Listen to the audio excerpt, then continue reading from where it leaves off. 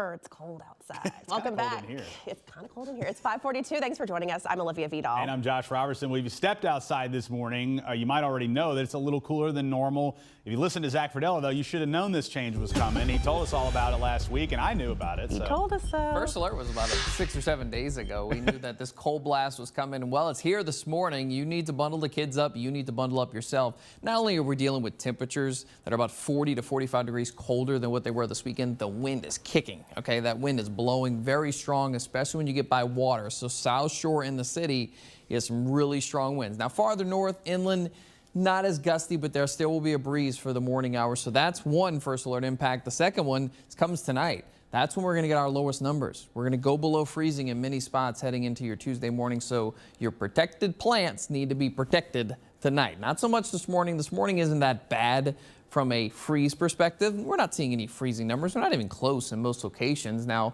we are dipping into the upper 30s. Bogalusa is down to 38 degrees. Slidell is 39. Everybody on the South Shore into the 40s. Remember, you have a lot more wind south of the lake. So these 40s, they still feel like the 30s. They feel like the North Shore right now when that breeze hits you in the face. And Gramercy, you're at 41. Home is also at 41. You could end up in the upper 30s even out west in the next few hours. These are the current wind chill factors, and you see the numbers. Everybody's feeling like the 30s and even 20s now popping up on the board. Macomb is feeling like 29 degrees. So Kentwood, you might be in the upper 20s with those current wind chill factors. And Slidell, Waveland, Mississippi, all coming in around 35 degrees. We have a freeze watch that covers a majority of the region that runs from the Mississippi Gulf Coast across the North Shore. And then you know the drill, western areas and then trying to cut into the West Bank. This will become a freeze warning overnight tonight.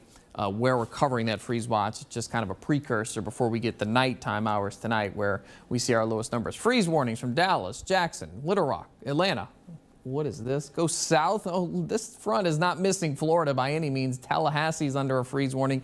We have freeze watches through Tampa all the way down almost to Miami. So a true cold blast, the early season cold blast that is, that's made its way across the eastern 2/3 of the nation. So this is what you have to worry about for tonight. 28 on the North Shore. That is not a pipe concern. So reiterating this point here, no pipe concerns this go around. 38, that's in the city. Once you get to the West Bank, will probably be 35, 34. So a widespread frost in most locations. So it's hard for me to sit here and say, don't do any of these. So people, pets and plants, I'm not going to sit here and say, okay, yeah, if you live at the lakefront, you're probably not going to have to worry about frost tomorrow morning because you live right at the lakefront. But if you live downtown, you're getting very borderline with that frost. You get on the West Bank, you're going to have frost. So it's hard to tell every specific person to do this or do that. The majority of the people need to protect plants, pets, and people.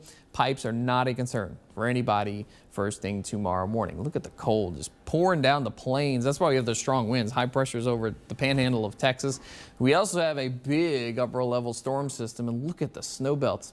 Look at the spin coming off of the Great Lakes here. Crazy amount of snow for this early in the season. Well, it's also very warm with those water temperatures. So the larger the contrast from the water temperatures in the upper levels of the atmosphere, the stronger the snow belts will be. And well, you're setting it up perfectly with this cold air this early in the season. There's our high temperature trend. This is not going to last very long. Today we're at 54 for a high. Tomorrow we rebound nicely after that freezing frosty start up to 62. And then here come the 70s. They're going to roll on in here by Wednesday and they will be here to stay all the way into next week. And we'll have to watch our weekend plans. We might have a storm threat brewing for Sunday. Otherwise, it's beautiful. Yeah. It is some beautiful weather. Like once we get past this cold day today and that frost freeze tomorrow with the sun and no wind the rest of the week, it's going to be nice. See a lot of people spending time outside. Yes, feeling good. All right. Thanks, Zach. We love that. Looking, Christy.